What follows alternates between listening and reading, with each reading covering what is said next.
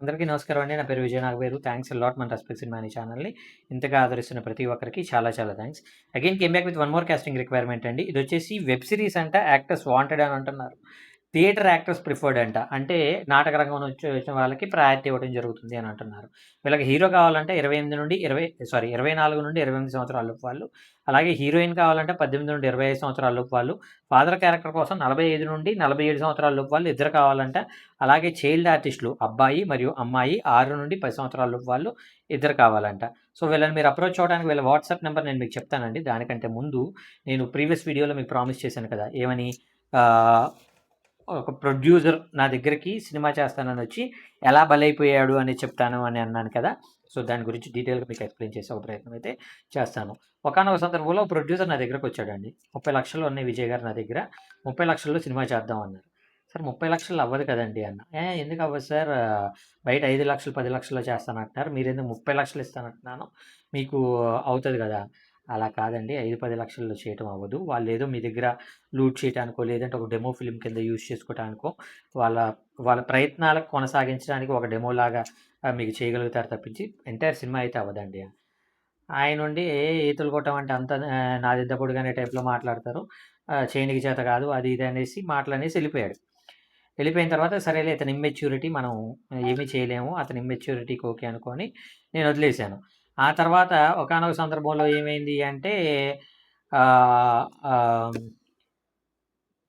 నాకు ఫోన్ చేసాడాయన. ఓ 15 రోజుల తర్వాత. ఫోన్ చేసి, "విజయ్ గారు ఇలాగ మనకి ఒక డైరెక్టర్ ఓకే అయిపోయాడు.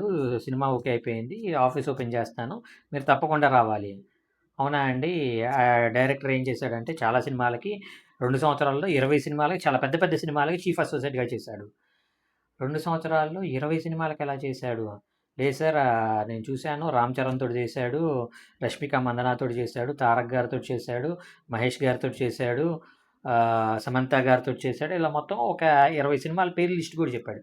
ఆహా! ఇంత పెద్ద సినిమాలకి 2 సంవత్సరాల్లో ఎలా చేయగలిగాడు చీఫ్ అసోసియేట్‌గా అనేది నాకు అర్థం కాలేదు. ఏదైనా గానీ సార్ జాగ్రత్త కొంచెం జాగ్రత్తగా ఉండండి అని చెప్పాను.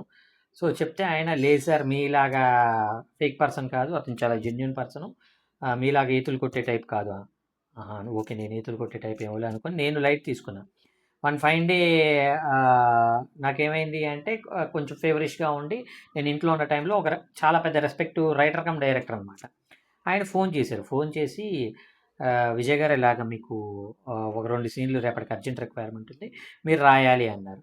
లేదు సార్ కొంచెం ఫేవరిష్‌గా ఉంది. నాకిప్పుడు బండి డ్రైవ్ చేసే ఓపిక కూడా లేదు. నేను మీ ఆఫీస్‌కి రాలేను అని. లేదు సార్ మీరు ఇంట్లో నుండి రాసి పంపించినా పర్లేదు. లేదంటే నా వెహికల్ పంపించమంటే నేను వెహికల్‌ని డ్రైవర్‌ని ఇచ్చి పంపిస్తాను. మీరు అందులో వచ్చేసేయండి.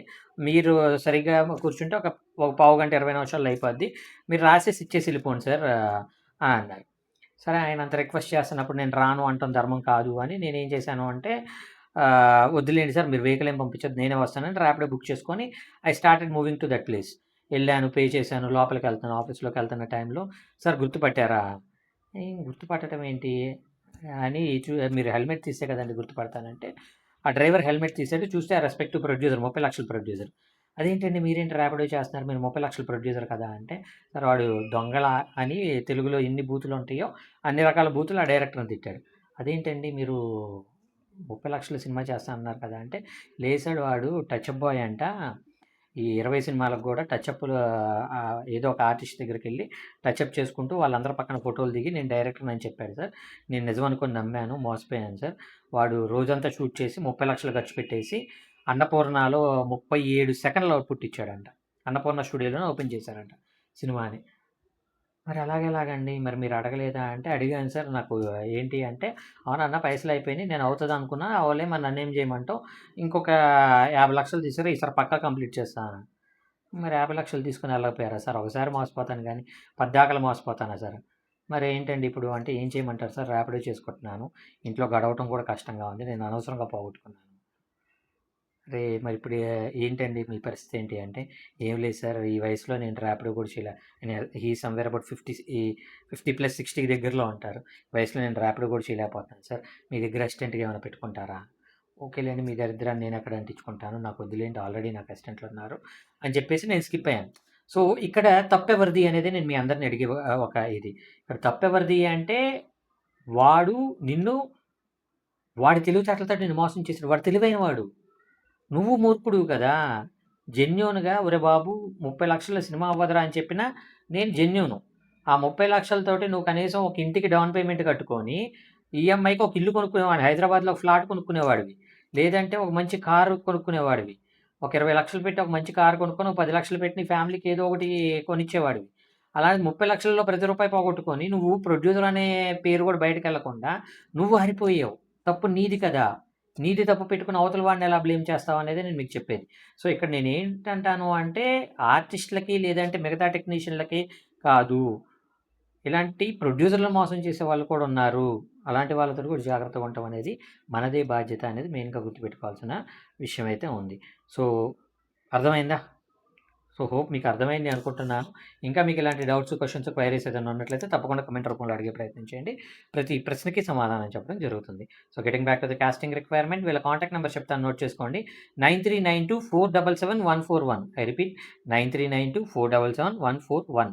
సో, డిస్క్లైమర్ అది మీ అందరికీ తెలిసిందే కదా! నేను పెట్టే ఏ పర్టిక్యులర్ కాస్టింగ్ రిక్వైర్మెంట్‌కి నాకు ఎటువంటి వ్యక్తిగతమైన లావాదేవీలు లేవు. వీళ్ళెవరో కూడా నాకు తెలీదు.